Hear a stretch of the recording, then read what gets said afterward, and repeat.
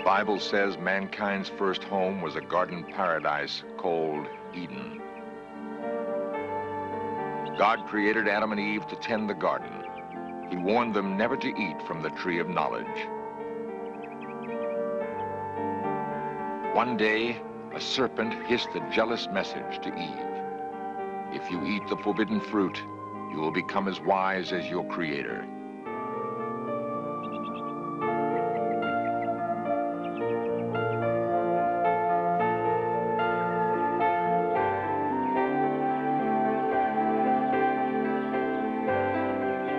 The first woman and man succumbed to temptation.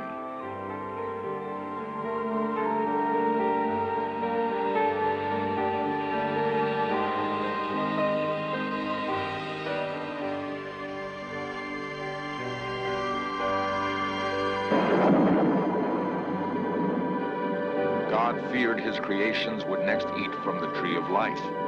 He cast Adam and Eve from the garden and gave mankind a legacy of earthly toil. There is another legacy, a longing to rediscover the place where it all began.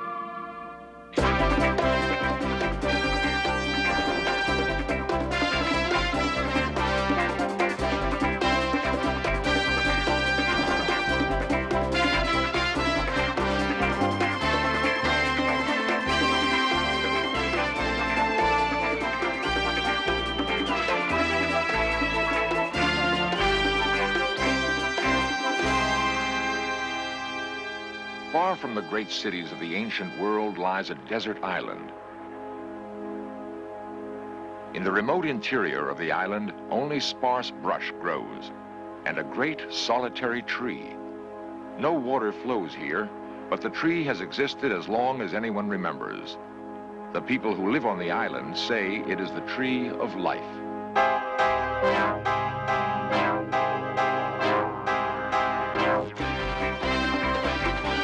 This series presents information based in part on theory and conjecture. The producer's purpose is to suggest some possible explanation, but not necessarily the only ones, to the mysteries we will examine.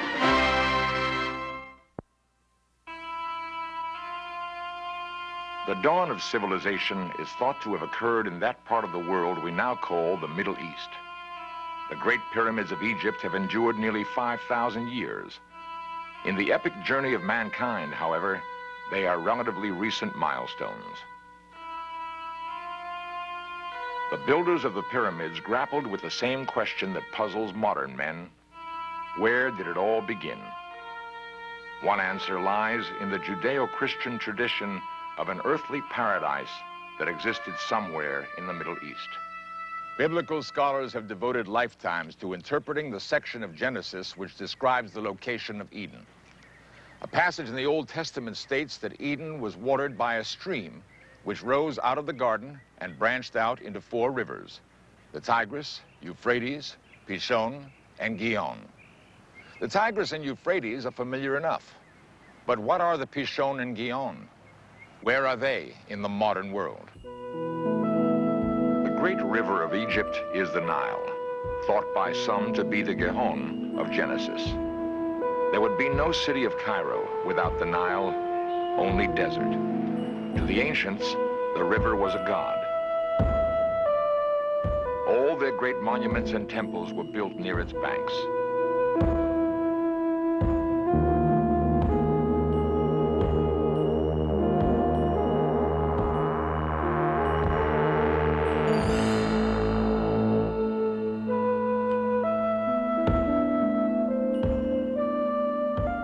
The obelisk at Karnak took nearly a decade to quarry, transport, and erect.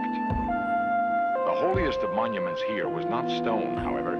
It was the sacred pool, symbol of life in the desert. Water is a recurrent theme in all accounts of mankind's beginnings. If we assume that the Nile is the western boundary of the search for Eden, it is to the rising sun that we must look for clues to the location of the 4th river. East of Karnak is the Red Sea, separating Africa from the Arabian Peninsula. Freighters and tankers have recently inundated these waters, but the coast of Arabia is no stranger to commerce. Jeddah is the major seaport, bustling with the enormous wealth Arab oil has brought. Modern office buildings are rising from the arid soil, rapidly crowding out the ramshackle structures of an earlier, quieter time. Jeddah is the Arabic word for grandmother, and although the city is the gateway to the holiest shrines of Islam, it has great significance to Christians and Jews as well. A rubble-strewn plot of ground is all that remains of a great Christian shrine destroyed by Muslim zealots in 1928. The shrine marked the legendary tomb of Eve, grandmother of humanity. The burden of their fall from grace weighed heavily on Adam and Eve. Tradition has it they separated when they were cast out from Eden. Eve made her way across the desert to the place that is her namesake, Jeddah. There, she died. Of all the modern Arab states, Arabia clings most tenaciously to its past. It is the land of Muhammad, and long before him, the great Jewish king Solomon mined gold here. Legends are not easily dismissed in a place with such a rich history. Arabia is a land of seeming contradictions. Gasoline is virtually free, but water is sold for 25 cents a glass. Part of the price, perhaps, for Eve's temptation. Men are taught that toil was the legacy of Adam and Eve's fall. The same tradition which says Eve wandered in the desert says Adam struggled in the Judean wilderness. In Judea, nomads still tend their flocks in the hills above the Dead Sea. Beyond the wilderness is Jerusalem, where the old ways are honored as they are in Jeddah.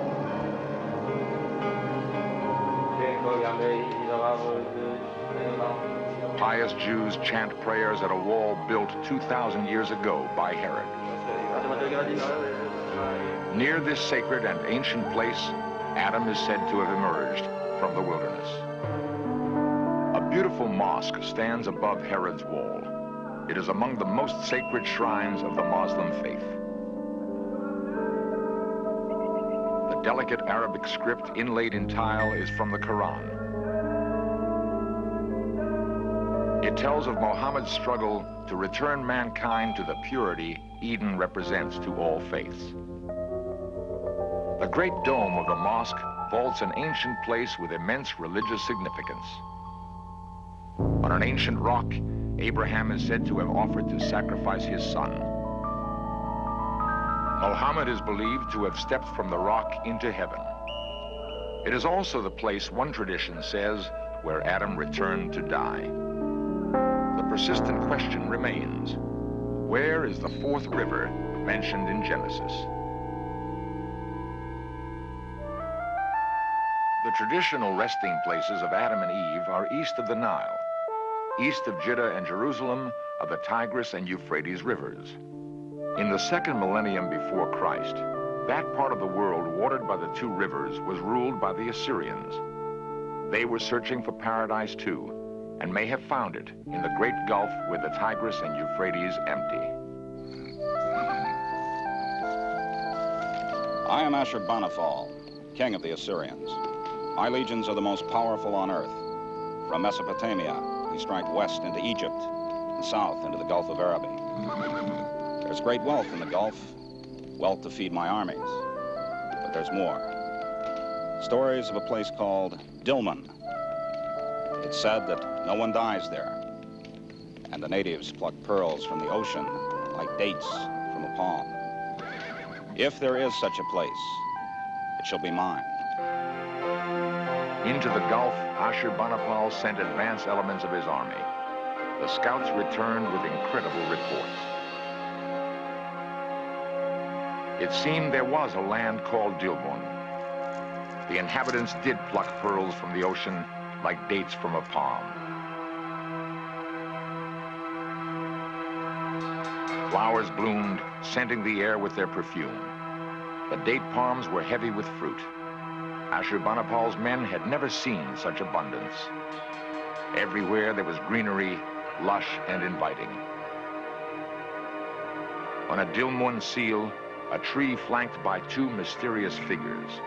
The record of Ashurbanipal's expedition gives us one of the earliest indications that Adam and Eve's garden might have existed, might still exist.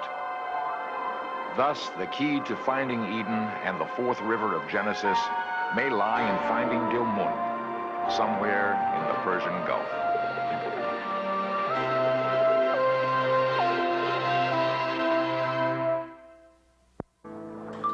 To understand the Middle East, one must study the sea. Long before the ancient Phoenicians were probing the Mediterranean from their harbors in modern-day Lebanon, the great ocean gulf separating Arabia from Persia was already alive with commerce. The same tools and techniques that built ancient sailing ships are still in use today. Nautical craftsmanship has been handed down through 100 generations. With little more than a saw and their memories, these men build the sturdy boats that sail the Gulf. From Arabia in the west come ships laden with date wine and spun cotton. From Persian cities in the east, the ships return with exotic vegetables and spices from India.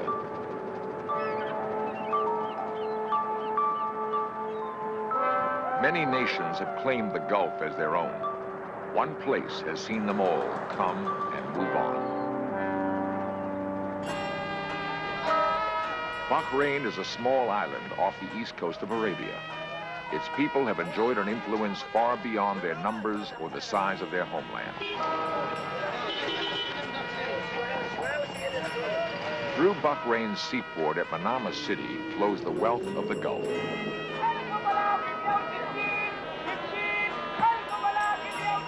The islands have been independent only since 1971. Before that, Bahrain was a British protectorate. Before that, it was Persian. Before that, Portuguese. Many nations have ruled Bahrain, but she has always retained an exotic individuality. Perhaps nowhere else in the Arab world is there a stronger work ethic.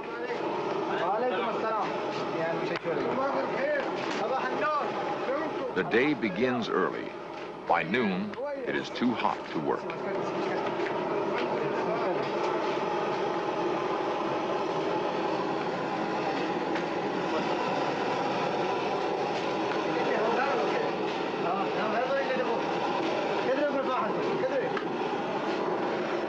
Breakfast may be fresh Arab bread. A bitter green coffee is ritually shared by merchants preparing for the day.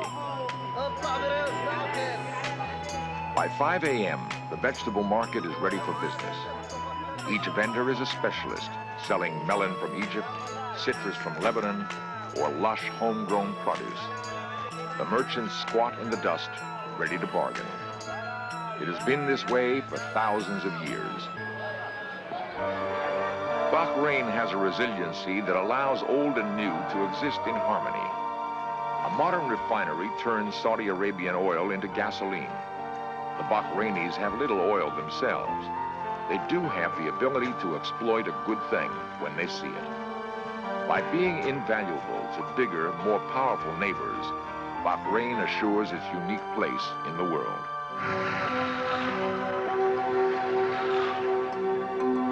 The pulse of the Gulf may well be the rush of oil through pipelines, but oil plays no part in Genesis. Water is the fluid of Eden, nectar of the desert.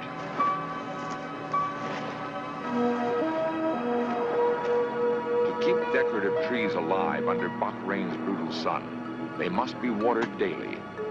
Water is Bahrain's secret.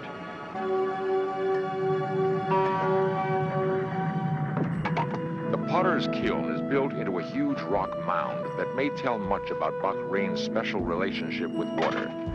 There are dozens of the large mounds on the island. Archaeologist P.B. Cornwall was the first to recognize their significance. In 1940, he dug into one of the mounds and discovered that it was a tomb, probably a royal tomb. and probably older than the Great Pyramid at Giza. 5,000 years older than the modern graveyard at its base.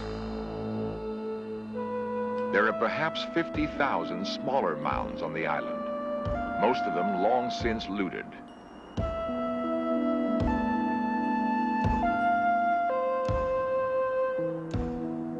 They tell us that the ancient population of Bahrain was large and affluent, rich enough to accord death a status surpassed only by the pharaohs of Egypt. And they place this lost civilization in the same millennium as the Assyrian domination of the north. When King Ashurbanipal sent his men to find Dilmun, they returned with reports of a civilization that defied death. Near an oasis is the ghost of a much later military expedition. In the 16th century, the Portuguese invaded Bahrain and built a fort to protect their trade route to the Far East. Without realizing it, the invaders were building on the ruins of a civilization that had dominated the same trade routes long before their Portuguese ancestors had ever put to sea. The first major excavation of the site was begun in 1953 by Professor Geoffrey Bibby. It revealed a sophisticated dwelling, complete with what appears to be an altar. More intriguing was the discovery of a limestone basin, which probably held fresh water. The reservoir fed into a walled channel built 20 feet below the surface of the ground, clearly an advanced irrigation system.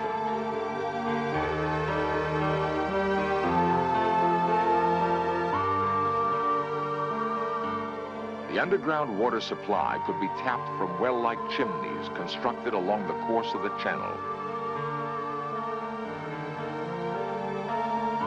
Bibby thought they probably served the additional function of allowing silt deposits to be removed from the waterway. Dozens of the stone chimneys appear in the desert at intervals of about 100 yards.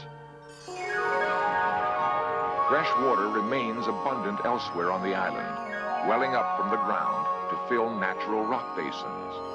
Bahrain is surrounded by the salt waters of the Gulf. The sea is absorbed into the limestone bedrock of the island and percolates upward in a natural filtration process. The result is the most wonderful of all things in the desert, a miracle, an oasis. If we are to believe Genesis, then Adam and Eve must have frolicked in just such a place.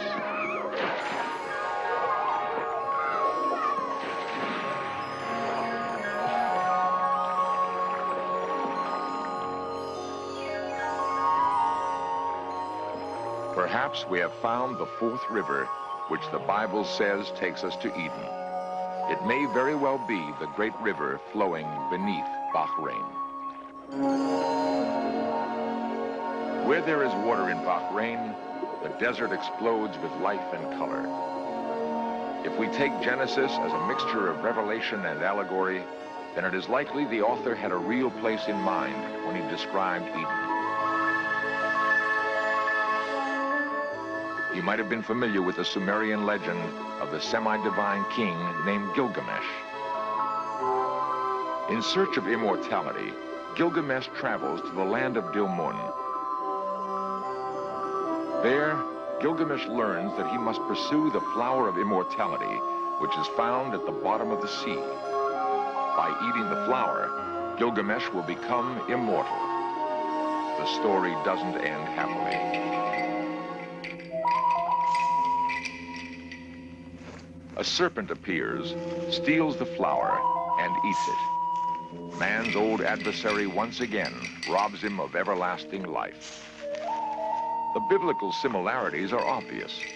There is more, however. The flower of immortality at the bottom of the sea could be a figure of speech for the pearls Bahrain is famous for. The ancient inhabitants of Bahrain had a peculiar custom. In their burial mounds, they placed a basket. Inside the basket, they placed a snake and a symbolic pearl. On Bahrain, as in Genesis, the garden gives way to desert. Few creatures willingly leave the oasis to take their chances in the wilderness just beyond the last blade of grass. Adam and Eve had a choice. They chose knowledge instead of life and were cast out. Mankind's prospects seemed bleak as the interior of Bahrain. If there's a single lesson to be learned from the great faiths, however, perhaps it is hope. The tree of life may not be lost forever. In one last astonishing parallel to the biblical Eden, we find a great tree growing in the Bahrain waste. It seems to thrive where nothing else can. Its shade beckons across the sun-hazed desert floor.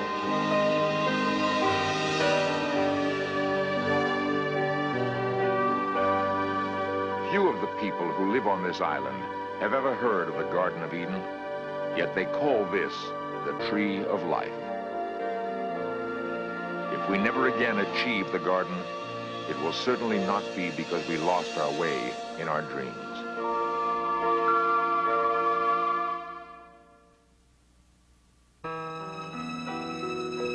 There is intense curiosity among a handful of scholars and scientists who know that the real story of Bahrain hasn't been told. Money for archaeological work is always scarce, and what there is of it is more likely to be spent on glamour digs in Egypt. Those who work here do so out of deep commitment. Piecing together a lost civilization is not as easy as piecing together a pot. Time may be running out. Saudi Arabia plans to build a causeway from the mainland to Bahrain. It will cut through thousands of Dilmun burial mounds. It would be tragic to lose the Garden of Eden a second time.